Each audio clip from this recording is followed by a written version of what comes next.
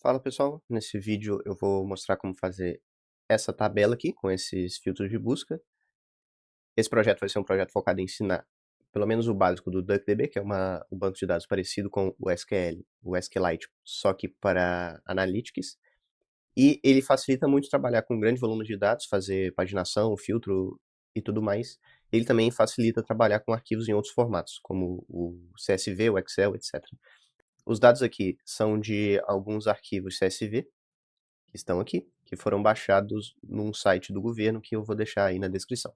E aqui o usuário vai poder filtrar os dados dos postos desde 2020, de 2021 até 2025, baseado em alguns critérios como o CEP, o tipo do produto, se é gasolina, etanol ou diesel, o preço, o range do preço, etc, etc. Então, sem mais delongas, vamos focar nesse vídeo no DuckDB. Isso aqui é uma aplicação, uma API rodando em Rono, e esse front-end é feito em Vite. Beleza? Então, bora lá. Beleza, vamos explicar primeiro o que é o DuckDB e quem tem usado ele para quê. Ele é um banco de dados que funciona tal como o SQLite, né? Junto do seu processo, do seu programa, e não como um processo separado.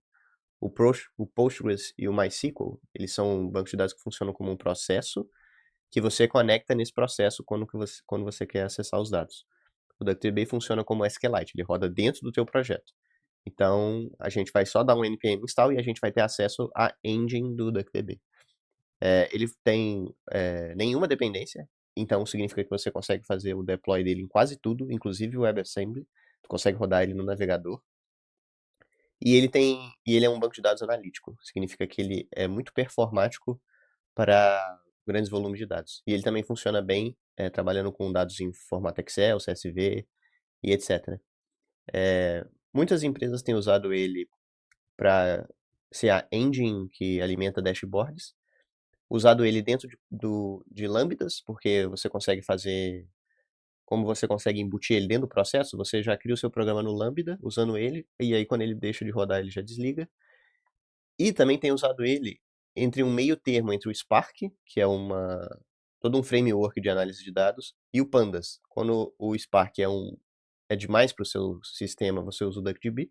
E se o Pandas for muito lento, já que ele roda single thread, você pode usar o DuckDB, que é muito, muito performático. Tem esse repositório aqui também, que é o Awesome DuckDB, que tem algumas empresas que mostram a utilização do DuckDB nos seus serviços. Beleza, eu já criei aqui um projetinho Rono com essa pasta aqui com alguns CSVs, né? Para quem não sabe, o Rono é um framework parecido com o Express, só que ele é mais leve, mais performático e dá para fazer o deploy dele em praticamente qualquer lugar. E ali na pasta tem os arquivos que eu já mostrei no vídeo anterior, que são os CSVs com dados dos postos de gasolina do Brasil, né? Aqui eu estou com a extensão do DuckDB, por isso que ele está abrindo dessa forma. Aí tem a região, o estado, o município, o CNPJ do revendedor, o produto é o tipo de combustível, né? Se é diesel, etanol, gasolina, etc. E a data da coleta. Aí aqui eu vou criar um projetinho simples, que ele vai usar o DuckDB para... Eu vou ler só um desses arquivos por enquanto, para ele criar um filtro, né? O cara vai poder botar a data, o tipo de combustível e eu vou retornar a lista com os preços. Beleza, aqui vamos só mostrar rapidinho como é que tá funcionando antes de explicar as coisas. Criei o teste.htp arquivo aqui para a gente exemplificar, né? Aqui ele está buscando nossos dados, compaginação, blá blá blá.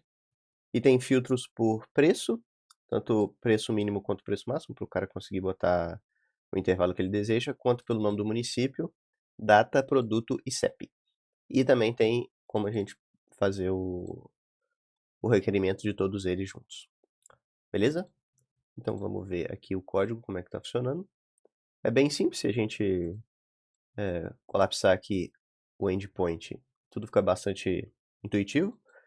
A gente importa a DuckDB instance e cria o banco em memória. É possível criar de outras formas, mas por enquanto a gente vai deixar assim. Faz a conexão. E aqui eu vou pegar os dados só desse meu primeiro arquivo, desse último. Depois eu vou incrementar isso para pegar de todos os arquivos e depois a gente vai criar um .db também para ficar mais performático. Aqui a gente cria uma view rodando esse comando aqui, que vai ler o CSV passando o caminho que a gente resolveu aqui em cima.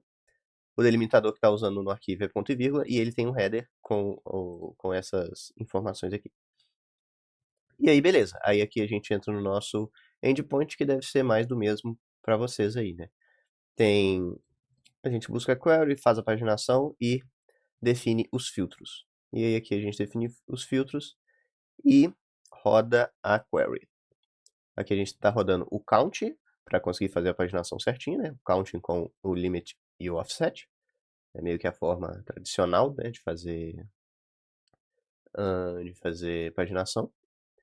E é basicamente isso.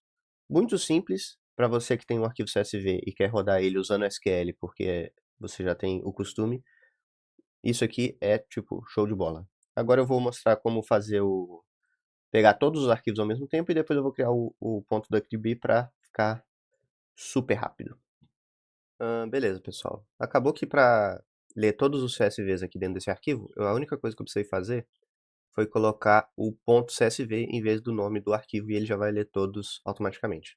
Aí eu aproveitei e fiz o endpoint que vai ler do nosso arquivo preços.ductdb, que é a agregação de todos esses CSVs, né? Que aí vai deixar mais rápido. Eu criei aqui o create_db ductdb, que é um script, né, que ele só criou a tabela preços no ductdb, lendo do path que tem todos os nossos CSVs, né? O path aqui é exatamente igual o que está no nosso endpoint do preços, que é esse aqui, né? Aí eu extraí a lógica do query preços aqui, né, já que ela vai ser igual, a única coisa que eu mudei foi a conexão. Aqui no caso do preços DuckDB, a gente passa a conexão direto com o banco que a gente criou. Lembrando que esse banco é em memória. Aí aqui no teste.http eu só fiz a atualização dos arquivos, né?